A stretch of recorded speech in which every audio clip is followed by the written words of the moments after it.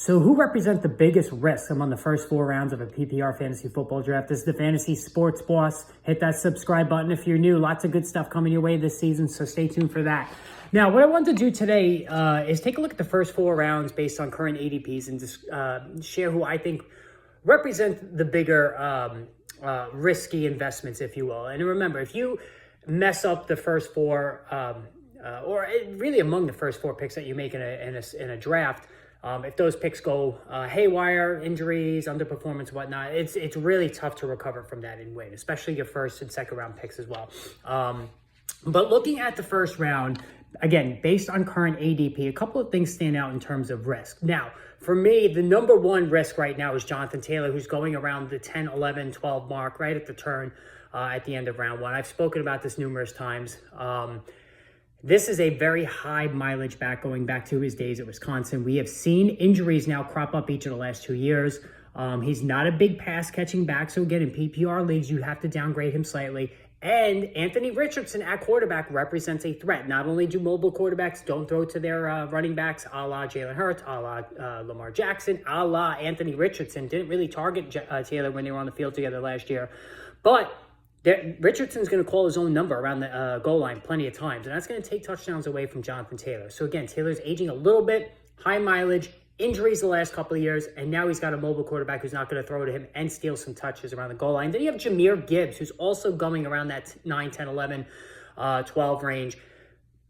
Listen, there's no doubt about it. On pure talent, Jahmyr Gibbs is a first-round pick, but opportunity share is not on par for me as a first-round pick. David Montgomery, who scored a boatload of touchdowns on the ground last year, is not going away. This is a two-man running back committee, whereas Gibbs will get the majority of the not the majority. He's going to probably get, I would say 65-35, the touch advantage based on receptions and rushing opportunities. Now, he did split goal line touches with Montgomery the second half of last year, but Montgomery is not going away. He's still a very skilled back, talking about David Montgomery. And when you use a first-round pick, you want to get a dominant target guy as a receiver or the bell cow back as a running back. Gibbs is not that player. So, again, you're going into your first-round pick with Gibbs not getting a major, touch guy in terms of rushing opportunities and whatnot. Now, round two is ugly this year. Like, there's just no doubt about it. There are a lot of players going in round two that I just don't like. It's very scary in round two. A couple of names. Kyren Williams jumps out because we know he's always hurt. He's already battling injuries. You have Blake Corum behind him, who was just a touchdown machine in college. Kyren Williams is a guy I never really liked anyway in terms of, while I give him credit for last year, his big breakout performance last year, he's just a smaller back who has proven so far he can't handle a heavy workload. He's just going to keep getting hurt. And if Blake Corum comes in and runs wild, and this was a guy who put up some major numbers in college, then at worst, it could be a split. So Kyren Williams, injury risk, and he's got a talented guy behind him that the Rams plan on using. Deebo Samuel's going at the end of round two, early round three, so I can put him here. Every year, it's the same concern.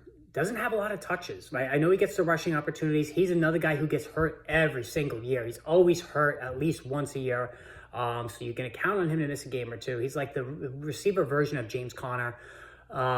He's in a run-heavy offense that has George Kittle, that has Brandon Ayuk, that has Christian McCaffrey out of the backfield. So there's immense target competition. So that's why while Samuel scores touchdowns at a very elevated rate, that's really not sustainable. And when you throw in the injury risk, that's a problem for him there. So those two guys stand out to me as round two risk. Round three to me looks better. Rachaad White, he's just not he's not a good running back, but he's getting guaranteed touches at least to start the season. You have the rookie behind him that could eventually make a move on him. Davante Adams in round three. I hate the offense. I still like the player. I hate the offense. If he can somehow find his way to the Jets at some point of the season, and obviously his stock will be reinvigorated. But I have my concerns with Davante Adams in round three. And then round four, Stephon Diggs and Nico Collins. So Collins is going at the end of round 3. Stephon Diggs going at the beginning of round 4. I think both of these guys, I like Collins a lot better than Diggs. I think Diggs in round 4 is a little expensive. I think Lamar Jackson in round 4 is expensive. Now, this is somebody myself who rode Jackson to a championship last year. But you have Derrick Henry now who's around, who's going to take almost all the goal line touches. They don't run Jackson around the goal line. It's still a very, very, very run-heavy offense. Only the 49ers threw it at a lesser clip than the Ravens did. So Jackson's going to have to just keep running, and that opens himself up to injury. So I'd much rather have a Jordan Love who's cheaper, a CJ Stroud who's cheaper, a Joe Burrow who's cheaper than Lamar Jackson at this draft cost. So those are my concerns there as far as round 4 is concerned. Let me know who your risks are. Who do you plan on steering clear of among the first 4 rounds of your draft? Post in the comments below and hit that subscribe button. We will chat soon.